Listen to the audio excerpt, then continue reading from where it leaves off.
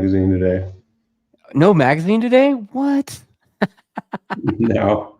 So we are live and talking to Richard Stanboli here from the Attack Performance Progressive Yamaha Racing Team. Is that their accurate name right now? You got that correct. It only took you like 5 years. Yeah, it's we've changed the team name like a few times in that 5 years. By the Yeah, way, it was Monster. Then it was what was that Cash company Lean. again? Cash's Lean. Yeah. Apparently they went out of business. Yeah, dude, I heard some. They got sued or something like that. I mean, I don't know. I mean, like I don't want to say anything out of turn here, but it seemed kind of sus what I heard. I don't know if it's true, but if it is true, it's like whoa. No, there was some industry news on the internet about them folding their business up. Man, I saw their social media account kind of stopped like a year ago. Yeah, they were. I think they got that sugar high from COVID when everybody was locked down and people were looking for the meals. Yeah, I mean, you couldn't go to a restaurant. You had to sit inside a plastic tent. Unless you were at Huntington Beach. Well, you could go outside and sit. Well, if you were down the street at the bar, we should call it the COVID pit. Remember that? The COVID factory. Yeah, the COVID factory. They didn't have masks. They didn't have anything. They didn't care. It's like normal. And nobody got sick. So. Right. But the crazy part about that, and this is like we're regurgitating old news, but they put you in a plastic tent outside the restaurant, like it's any better than being inside the restaurant in a well-ventilated building. Yeah. So the whole thing was kind of ridiculous. Yeah. Well, you know what? I'm already being asked the question. I'm just going to throw it out there. Daniel Goodnight. Sure. Daniel Goodnight says, all right, let's get into it, man. How bad is Attack going to smash everyone this year? We would like to, for sure. Yeah. I do believe that this third year for Cameron Beaubier on that bike, right? Yeah. So maybe third time's a charm. Maybe he can keep from getting hurt and keep the bike upright. So if he does, I think it's going to be pretty good competition. Josh Heron, when he gets on a roll on a bike he likes, he usually does pretty well. Right. But I mean, honestly, Jake was incapacitated most of last year. He couldn't show up, and Cameron Beaubier was hurt. So honestly, I think my feeling is that a lot of guys are racing for second because the A players didn't really show. Right. And but I think Josh is going to bring up the level a little bit this year. Yeah, I hopped on a V2. I think he did a 30 out there, which is not slow. So if he was on the Superbike, I guess they didn't bring the Superbike out to test. Right. So if he was on the Superbike, I can imagine he'd go a couple seconds faster. But that's still a 28, and the Super Sport bike should be within 2 of the Superbike out that track. Within 2, I think. Yeah. So I don't know. We'll see. It's going to be an interesting season. Yeah, I mean, Bobby's been riding really well, and we gel real well. I mean, I worked with him honestly 10 years ago. 10 years ago, right? Yeah. So it's kind of a decade later. I'm still working with this guy. Is that on that Ducati thing or a Triumph? No. It was that that R6. We did the Daytona 200 with it. Okay. Finished third or second, I can't remember. And it was what was the name of that group? Triple Crown. Triple Clowns, yeah. Yeah. Yeah, Dave Bright. Yeah, Triple Clowns. Triple Clowns, okay. Yeah. The guy was real good at not paying. You know what, man? It seems like some kind of affliction that our sport has, right? I think all racing is like that. You saw it in MotoGP, you saw it in World Superbike, World Supersport. In Europe, if you buy some parts, it's always cash in advance to race teams. Like even Yamaha Europe wants us to pay in advance before shipping anything. It's just their policy. Probably a smart move. Well, all these teams, they go belly up all the time. They stiff everyone. They disappear, and then they show up under a different name at some point or another. Who knows? Yeah. Remember Mean Motorsports? Yeah, Mean Motorsports. Yeah. They stiffed everyone on the way out, and they stiffed Yamaha. Fresh and Lean stiffed Yamaha. I mean, It's just the nature of the sport. These guys, when they're out. They just say screw you and they leave. So I had a conversation with Chuck Axlin. Remember that attorney that stiffed us? What the hell was his name again? Yeah, I don't remember his name, but I remember the attorney stiffed us. We had to stick. Yeah, 2018. Yeah. He didn't pay. Yep. Yeah. He said, "Oh, I didn't feel like I got what I wanted." The shirt guy that year stiffed me. And I was like, bro, I'm not rich. What the fuck? Yeah, when an attorney stiffs you, you're screwed, because what you got to do is sue an attorney. They just tie you up litigation, and then you're out like 10 times the amount. Yeah. Well, like I was saying, I talked to Chuck Axland quite a bit during the weekend. Saturday. Remember the title sponsor they had? Yeah, he was saying that. The car place, they stiffed them. Yeah, partsforless.com or whatever. Yeah. That was, I told those guys that's a scam deal. When they made us put those decals on, I go, that's a scam deal. That thing will be around for like a month. And of course, they had us print a bunch of shirts with it on there. Yeah, I remember. Was it cars for less? No, it was something for less. It was like partsforless.com, number 4 for less, something like that. Yeah, and they stiffed MotoAmerica, and we all had shirts with that crap on there. We had to have new shirts made. Do you think Chuck got a tapeworm, or is he like watching a bunch of workout videos, or what, dude? Like he dropped a bunch of weight, dude. I commented on that. He goes, I guess he just wants to live. He was getting to be pretty big, man. So I was kind of glad to see it. He came rolling up. I'm like, holy shit, what happened to you? Yeah, dude. I go, you're supposed to get fatter during the winter, not thinner. Like I said, man, it's either tapeworm or workout videos, one of the two, right? He's, I don't know what it is. I mean, is everyone on like a skinny kick? Because you see it everywhere, like Nicole Cox, or her name's Lewis now, right? She got married, so her name is Lewis now, right? Oh, Nicole Lewis. Oh yeah, that's right. Yeah, so she lost a bunch of weight last year. She got pretty thin, and she's pretty fit. And Chuck Axlin. I don't know who else is going to show up. They'll be all skinny. Dude, if we see Chuck Giacchetto show up, ain't gonna happen. The guy loves ice cream way too much. Right? I said that out loud. Shit. Him and Haagen-Dazs, they're not gonna part ways. At least he stopped eating the Ben and Jerry's, right? Yeah, the commie ice cream. Man, that dude was the commie ice cream. Ben and Jerry's. I showed him. I said, read the back of the damn box and see what you think of that. You're not going to be eating it anymore, dude. I saw a bunch of I'm on TikTok, like whatever. I saw a bunch of videos talking about Ben and Jerry's, and I went and looked at their page, and it's full of commie bullshit, dude. I was like, oh, like why don't you guys just sell ice cream, dude? Like what is that all about? But I'm not going to help fund those guys. They're just crazy. They're crazy ideologues. I'm not going for it. Yeah. You might as well have Karl Marx fucking ice cream. So about the tests, leading up to the event, you've run into something that we've run into several times in the past, and we're just going to call it painter drama. You want to talk a little bit about painter drama? Oh man, that's why there's other people here in the comments later that will be relating to that. See this gray beard that just happened on the lead up to this. Oh my god. Yeah. Yeah. No, we've had this guy last year paint for us, and it's always a little bit difficult because he lives in another state. So he shipped this. He had the stuff for a long time. Yeah. So we finally shipped it, and he didn't pack it well. It was all scratched up on a show. And we only had 2 sets for the photo shoot that we're supposed to do with Brian J. Yeah. And it was all scratched up. And then it was Suzuki blue. I'm like, what is this? A, it's the wrong color. And B, it is just beat to crap. So we had to, I just called you to see if you remember you got your helmet guy or that. Yeah, my guys are all lowrider guys with metal flake, dude. That's not going to work for the team shit. Well, maybe they can just close their eyes and spray a normal blue for one time, But so I figured, hey, maybe Dustin knows someone local. We can just get it painted. It was only like a few days before we had to leave. Oh man. So then you hooked up with Bryce Prince. Yeah. Cornbow. Yeah. Well, everybody knows Bryce Prince. Come on. Bryce Prince. Yes. So Bryce, anyway. last minute, Bryce has his painter. You know, he has that army Yeah. of bikes. Like he's got like 1,000 R1s that have his logos and shit on them. Yeah. So this guy, dude, can we borrow your painter?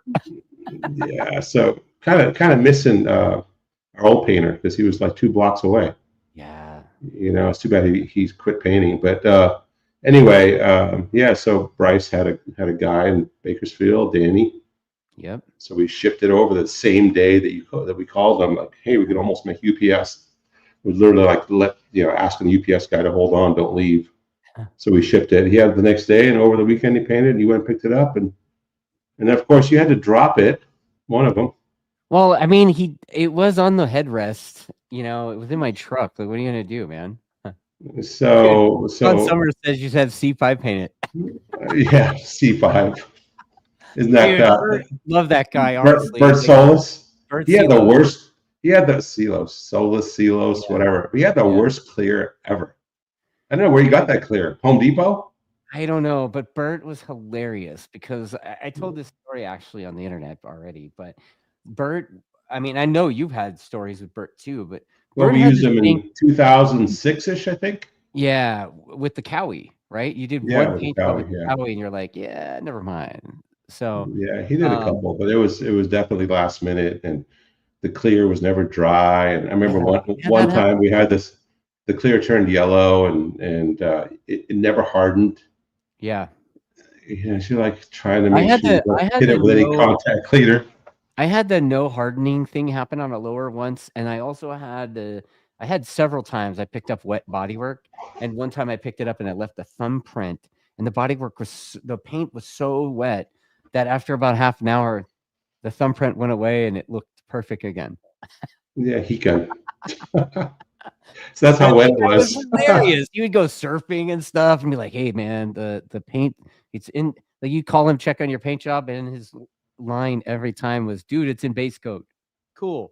And then, you know, you'd go to pick it up, it'd be like 9:30 at night. You go to Sushi and he had shot the clear 5 minutes before you got there, and it's dried under heat lamps while you ate sushi, and then had to take it home. And we've had every version of painter. Yeah, it seems like. One time we had a guy that, for whatever reason, didn't finish the paint job. He came to the shop and he shot it in a parking lot. Oh, well, that's good. And then the front fender, he was spraying it while he was holding it, and then he dropped it. Then he wiped it off with a towel and sprayed it again. That was like the night we had to leave. I mean, you could call up Gil Ramos. That was around a gun, you know? Yeah, that was like, yeah, he knows every kind of spray can tip there is. Oh, dude, Gil. He used to work in a paint shop. He used to work in a paint shop. Yeah, PPG, right? Yeah. Well, yeah, he probably knows paints. Most of it's illegal in California. That's the other problem. All the good stuff, anyway, right? Yeah, all water-based or whatever they do. Well, I tell you what, man, if you ever but this guy Danny, he bailed us out, and it looked pretty good. You know, I talked to him today. Told him it was a little bit dry on the clear, a little bit orange peely, but I know it was in a hurry. Right. But at least the guy, I mean, he answers the phone, he gets right back to you, and talk to another guy, and the guy won't even return a phone call. So you're like, okay, if you can't return a phone call, then for sure you can't get your paint job done. Right. It's just amazing how hard it is to find a decent painter. It's crazy. Well, like I was about to say, man, if you ever want the homeboy stripes and some lowrider, metal flake, and gold leaf on your Superbikes, let me know. I think after the whole shipping thing, will get you dialed. I think after the whole shipping thing, we got to find somebody local. Whether it's the guy in Bakersfield or somewhere in LA, I'm not sure. Orange County. Yeah, somewhere where you could send the stuff via automobile and something like that. Yeah, pick it up and drop it off instead of shipping. Uber delivery. Right. So at the test, you had Brian J shoot the thing, and after we got in, after we sat there and did decals all night long. Yeah. Because the stuff wasn't ready. It was crazy. Anyway, Brian J shot it next morning, and it turned out really good. Yeah, I like that. I like you did the little whatever, dude. The Smurf blue stripe on the wing. That's OEM. Right. Yeah. That's OEM. I don't like that Smurf blue comment. Oh, you don't? No, I don't like Smurf blue. The light blue. I like It's, that little blue stripe, dude. It looks good. kind of a It's powder on, blue. yeah, Yeah. it's on a lot of the bikes. The R7 had it too. Yeah, the World Superbike has it quite a bit. Like has it on the front. Ours replicates the OEM bike, Okay. so it's a little bit more plain than what the World Superbike, but it does look good on the winglets, right? Yeah. Then we added new the tuning fork and the Blue Crew logo. Yeah. So that all looked pretty good. Yeah. Yeah. So I did see that you had a bunch of. I walked by one of the bikes and I know that you were doing some testing with MotoAmerica, but I walked by one of the bikes on the stand on the table, and it had a bunch of different flags waving on the dash. It was like, Yeah. flag and So what is that about? So MotoAmerica is trying to join the rest of the international series type FIM level organizations like World Superbike or MotoGP in their flagging system. Yeah. So they've invested in a MyLapse, what they call RaceLink, and it's a radio frequency transmitter at every corner station or however far apart they want to put them, and a GPS tracking of the motorcycles. They know exactly where the motorcycle is, if it's inside the pit box or wherever it's at. And so anyway, all that stuff is it's like Big Brother watching you all the time. So we got the units from MyLapse and installed them, and then they said, "Oh, we're going to send you an update." So they sent us an update, and it killed our GPS. So now they're trying to figure out how to fix that. But all the while, they can send you a flag. Basically, the way the system works, they can send you a flag, and you see it on your dash, like green flag or ambulance flag or rain flag or long lap penalty or whatever. Go two riders back. You'll see it on the flash on the dash. So apparently, when they were testing the system, it was during one of our sessions, and they started sending all kinds of signals. And Bobby pulls in. He's like, "I don't know what's going on. The dash is flashing all this crazy stuff. I thought things were gonna blow up." It said like slow rider and red flag and blue flag and all this stuff. Well, at least he's looking at the dash.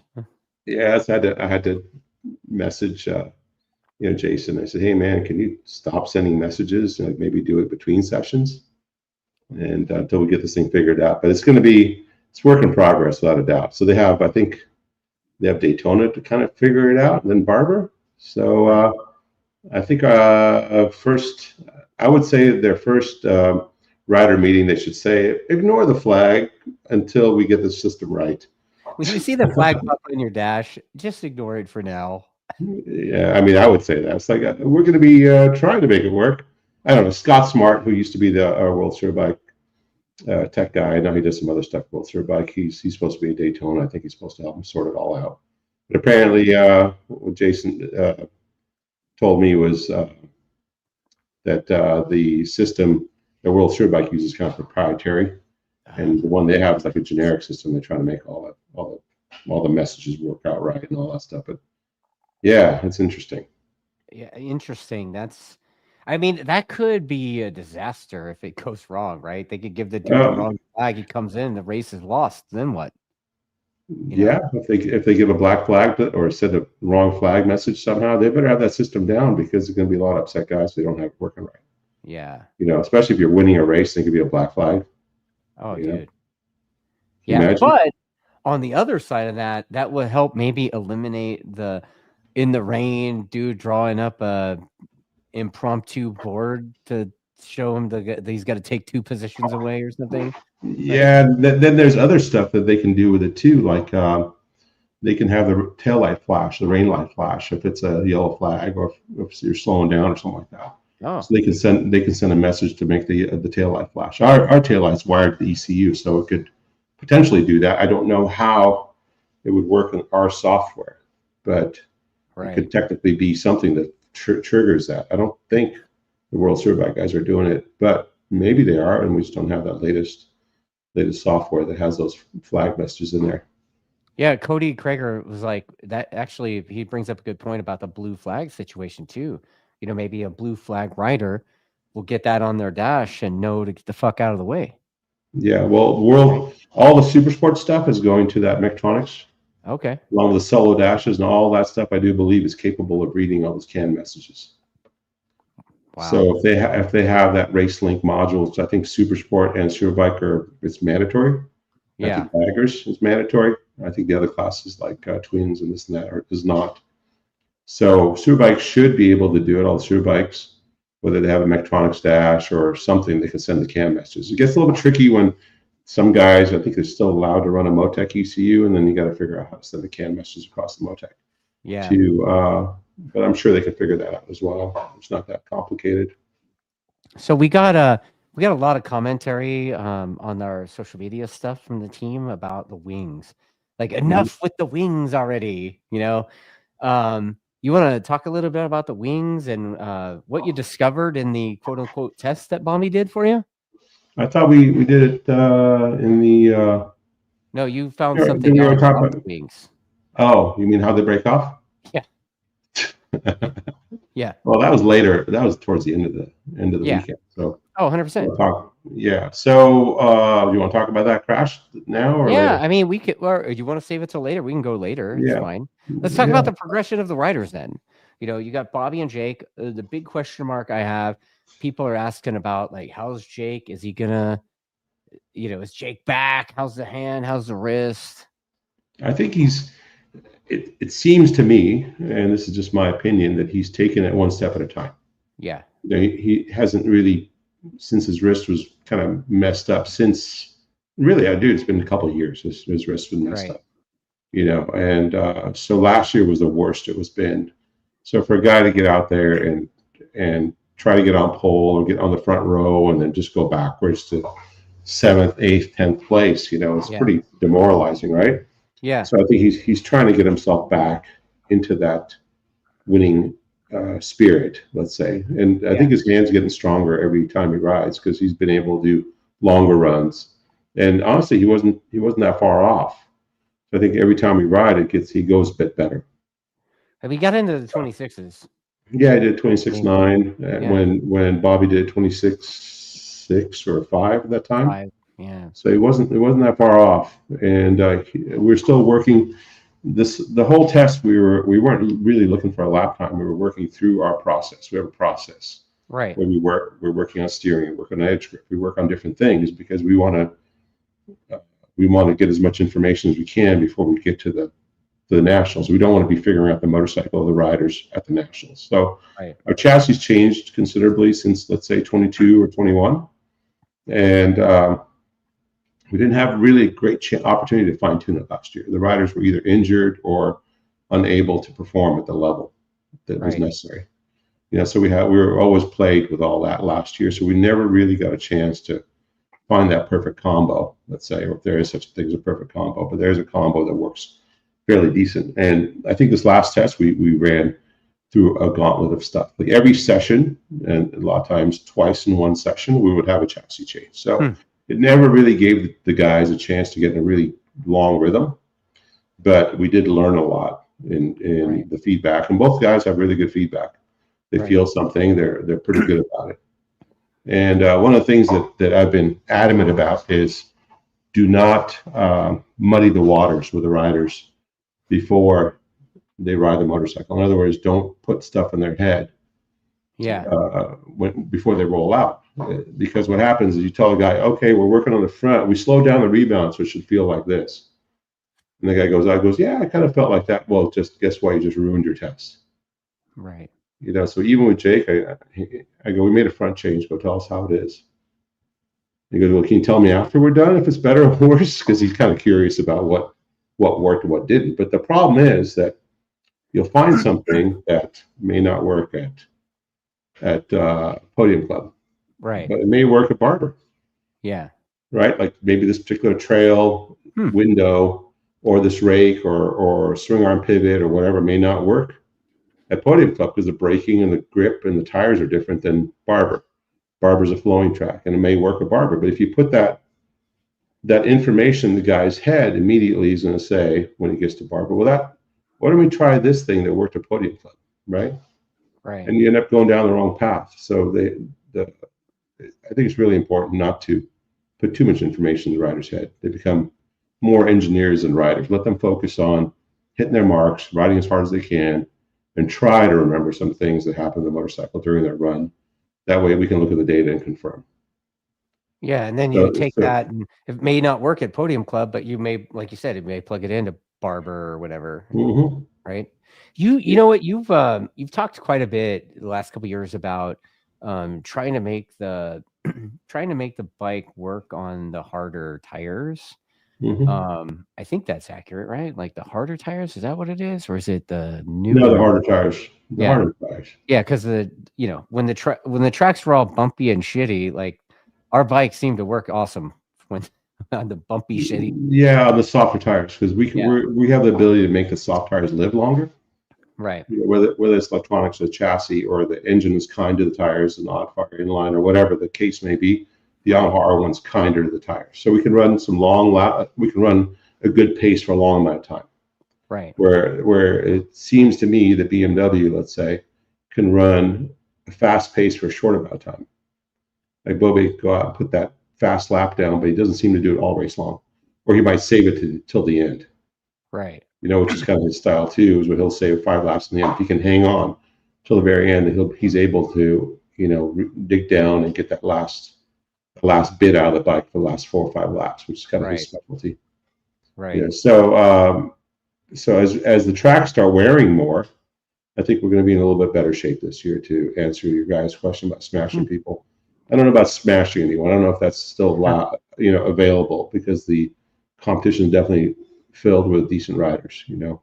Yeah. So the bikes are pretty good too. The Ducati and the BMW are pretty decent motorcycles. I think we're working pretty hard to take advantage of everything that our bike does, which is the cornering and the braking and turning.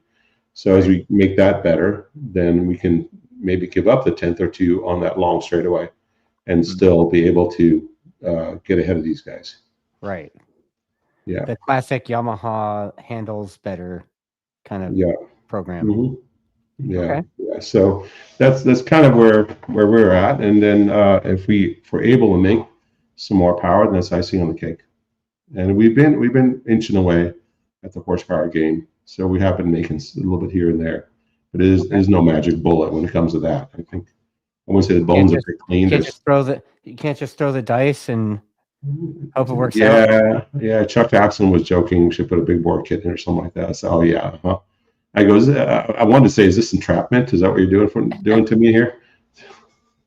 That dude has stories for days, right? Oh yeah, he my talked about MotoGP and the Modenas and all that stuff. Yeah, I'm not gonna repeat what he told me about what they were doing. I'm not either. I heard the same story. But the guy is a character, and he's got a wealth of knowledge. So, it's like the classic club racer thing, right? Like, if you're in the back, like nobody's gonna protest you anyway, right? Yeah. Now that he's Joe Skinny, he might be around for much longer too. He might. Like, he looked healthy. Yeah. So, okay, let's go to Bobby. One of the questions. Let's see who asked that. Oh, Summers. Sean Summers asked, "How did Bobby mesh with the team?" Bobby's pretty easygoing. Yeah. I mean, he's fine. I think all the riders we've had over the years are pretty easygoing. Yeah. Is he? One thing I know, he seems so concerned with like not stepping on toes, and you're like, enough with the toes. Just tell me what you think. I don't give a shit if you're hurting feelings or not. Yeah. He always tries to preface something. Oh well, the bike is really good and blah blah blah. But he always says, "But." I go, "Will you stop with the first part and just get to it? Forget about anything before a but is irrelevant, because when you say but, that means that you're done." You still there? Your screen's frozen. Now you're gone. Here. No, I'm here. Yeah. There you go. Now you're back. I never went anywhere. Oh, weird. It did a little circle and then your face froze, and that was it. Huh. Yeah. I didn't see that on this end. Oh, whatever. Yeah, whatever. Maybe it's my end. Yeah. Could be. Yeah. Yeah. So, Bobby, Bobby's new leathers look nice because I had to pick them up. Anybody needs to know where the Dainese store in Phoenix is, let me know. Yeah. Talk about last minute, huh? I mean, it's just amazing to me that here we are in March, And this has been, he was hired when? November, December, you know? Why does it take so long? It's crazy. Yeah. I mean, we always play second fiddle to World Superbike and MotoGP. Always. Like, you know, because they go to Phillip Island. They'll go to Phillip Island there, you know, so they're going to do their race. So all the vendors are just crazy about that. And then when all that stuff dies off, then we'll think about MotoAmerica. Right. Well, the way Bobby explained it is Danese has this like line that you're in with all the customers and everything, and they don't give a crap if you're the national Superbike Yamaha team rider. You're in the line, and you're going to be in the line. Yeah, you got your spot. That's all there is to it. Right. So I guess he's got a couple more suits coming, but you know, it's pretty good to see. Like the blue suits look good. They match the bike real well. I like the blue suit. You know, Jake had his out as well, and you know, they look nice, man. They look nice. Yeah, Bobby's a bit superstitious, you know. He's like, "Don't mind me. I'm gonna go roll around the ground for a little bit." I go, "Oh man, are you that guy?" He totally is, man. He totally. And then they kept asking Brian, "Are you done with the photos yet? Are you done with the both guys? Like, can we get out of these things yet?" I think they're both nervous they're going to scratch him. You know, the one thing that's funny is we talked about this offline. Eric Davis, actually, crew member, you know, Ed. Yeah. He says that Bobby said there are still things to improve on, even though he went faster than he's ever been at Podium Club. He's like, you know, if we just fix this, it would be better. Like, but he's already. Well, that's what all riders are. He can go out and do a 25, and he'd be like, yeah, you know, the front end didn't. If I can go in a little deeper. If I can just make the tire stick a little more, you know, like some ridiculous. I go, you might be at the end of the envelope until we, you know, come up some better rubber. We might be using all that we have. But it was pretty interesting that, you know, when both guys, he ended up crashing on the soft tire right at the very end. On the very last run.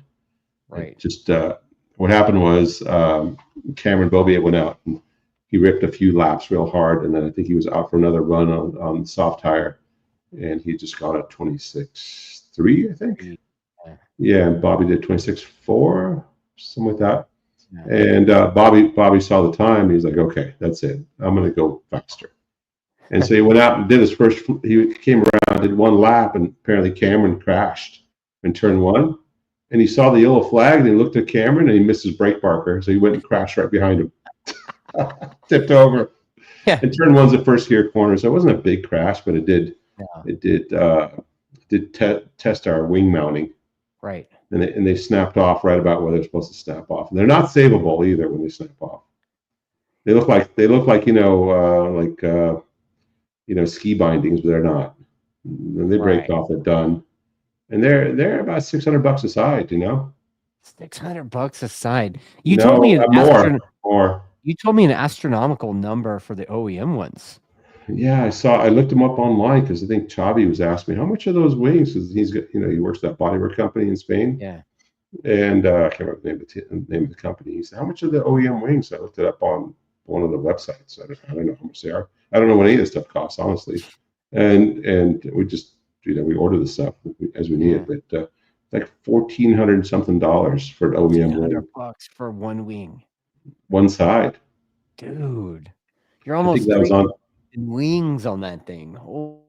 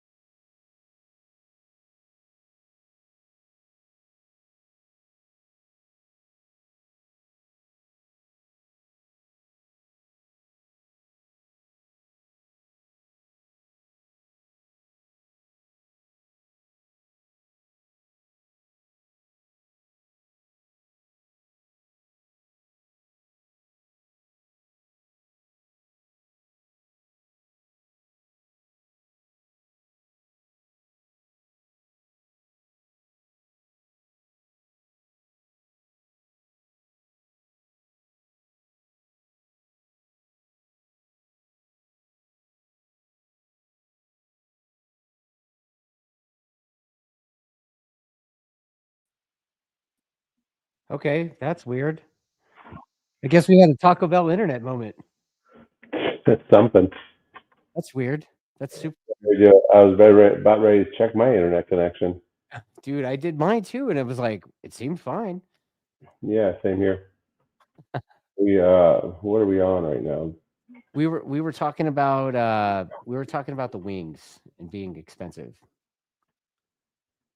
Okay, let me just check my audio real quick.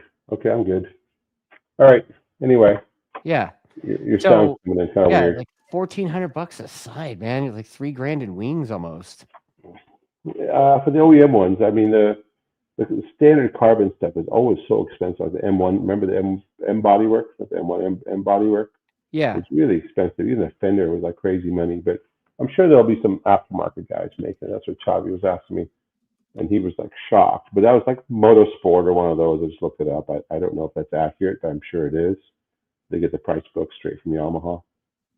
Wow. Yeah, I mean, I just think that maybe the price point's high. So Eric kind of brings it up in the chat, but maybe it's to prevent the 2024 bike owners from buying it or discouraging them. I don't think they're trying to discourage, but I mean the bike is still priced the same, right? Just the wings or the carbon wings are kind of pricey for an OEM part, But I don't know what any other. I mean, the BMW looks like ridiculous money too. Yeah, it's got a lot of carbon all over it. Yeah. So I don't think it's any cheaper getting the stuff from Germany. One of the things I noticed that when the broken wing came apart, there was like a plastic bag in there. Yeah, because it's like the part of the hollow process. They it's a thing or something. Yeah, I don't know exactly what the technique is. They're made by a company called Plastic Bike in Italy. Okay. And they're the company that makes all the stuff for the World Superbike team. So we just get it from that team. And those wings are not as expensive as the OE wings. They're like €500 or something each. Okay. Which isn't fun to fall down on, but they do make a difference. Without a doubt, they make a difference. It's more stable in the high-speed corners, and it's more stable on the brakes, and you use less wheelie control, so that means you can accelerate harder. So I think our top speed, our getting to top speed, I think was improved. Yeah. So it'll help us with let's say the Ducati and the BMW come start of the season, but we still got a little bit more work to do before we're there. I mean, there's always work to do, man. Yeah, always. Yeah. So, going back to the riders, do you want to share a little data at all? You want to talk about, like, we were kind of talking about comparing them on their corner entry to turn one, and any chance you want to share some of that stuff? Sure. Bobby and Jake are a little bit different. We were talking a little bit about it and how Jake actually I don't want to call it stabbing, but he goes to the brakes quite a bit harder than Bobby does initially, and then he goes deeper into the corner than Bobby does. But Bobby is like doing the lighter, longer thing, maybe. And I think their back shifts were different too. Like, yeah. So I can pop up a little window here. Let me share this window. We can talk like that a little bit. So all your sharing nerd stuff. Yeah, for the nerds that like this stuff and whatever, like it. Share screen. Yeah. Okay. As I see it pop up in the studio, it'll add it and I'll delete us. Oh, look, there it is. All right. Yeah. Getting rid of our ugly mugs. All right. Okay. So anyway, let me get this guy going here.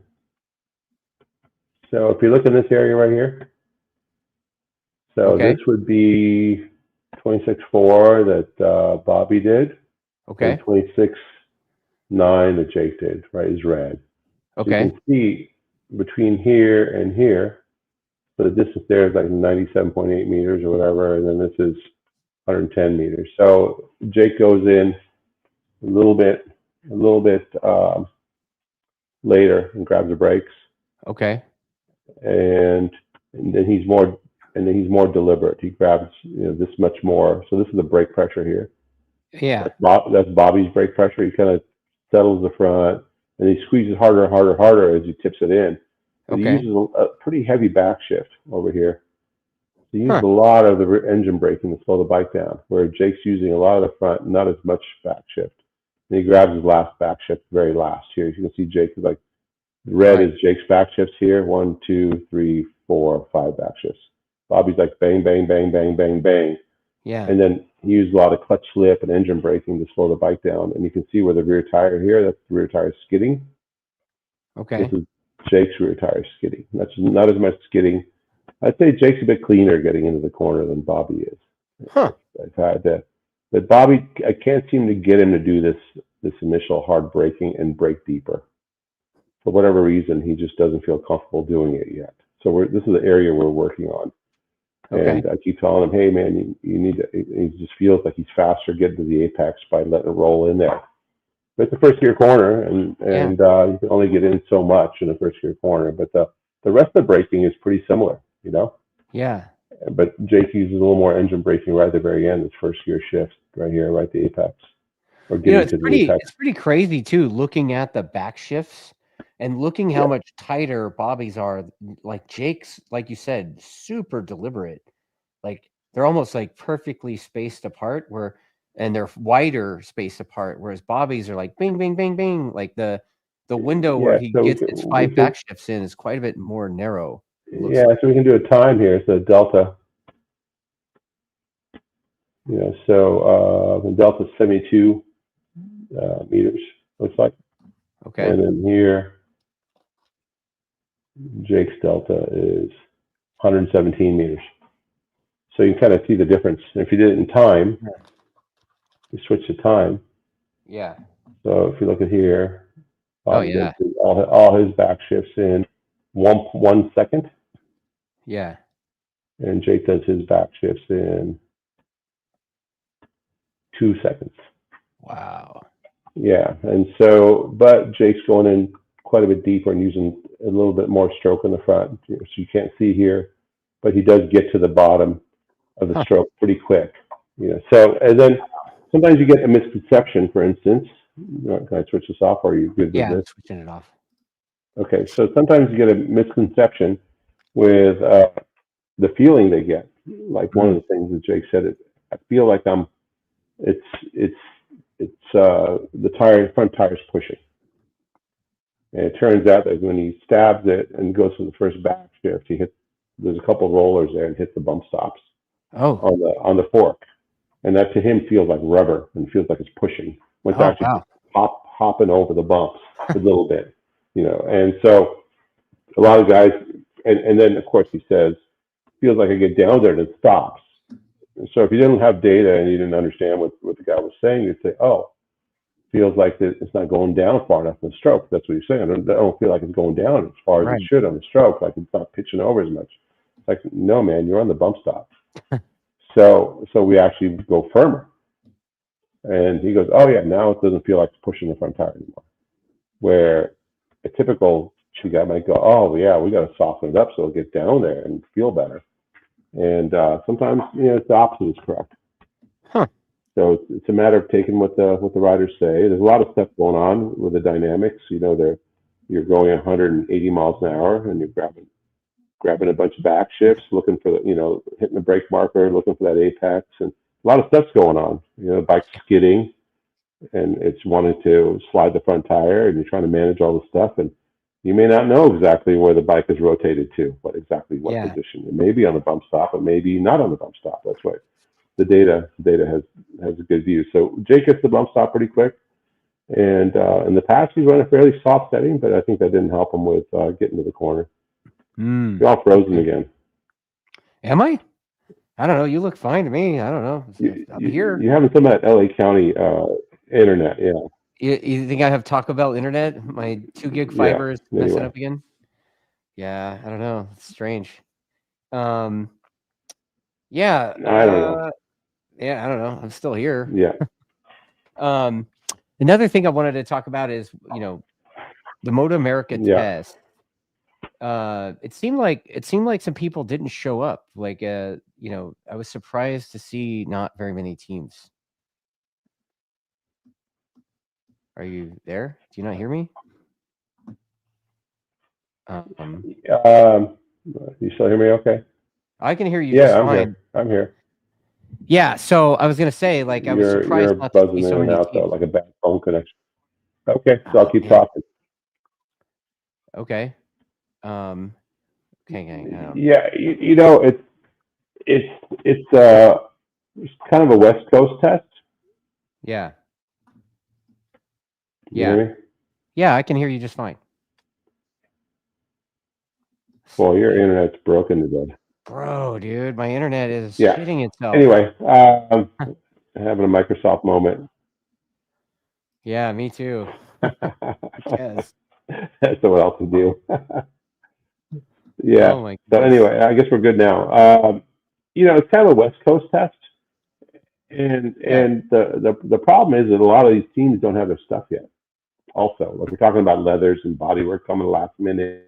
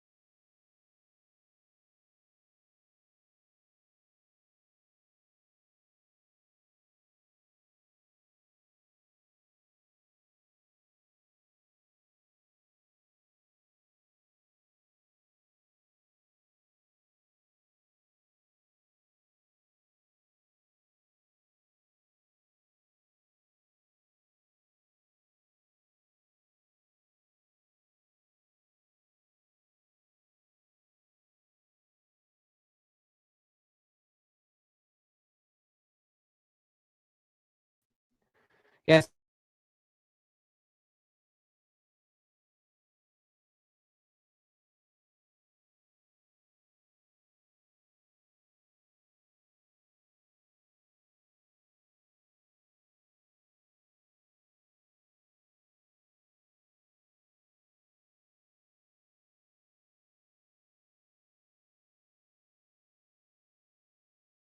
Leave studio.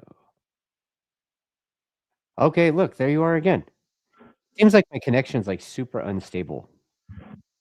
Yeah, that was weird, huh? It's like in and out. It's like super in and out. Oh, look at that. We're back. For how long? I have no idea. But I think we should wrap this thing because it's like I don't want to keep trying to talk and like having this interruption thing. So yeah, we need to pour some MR12 on it. That's what we need. Yeah, totally.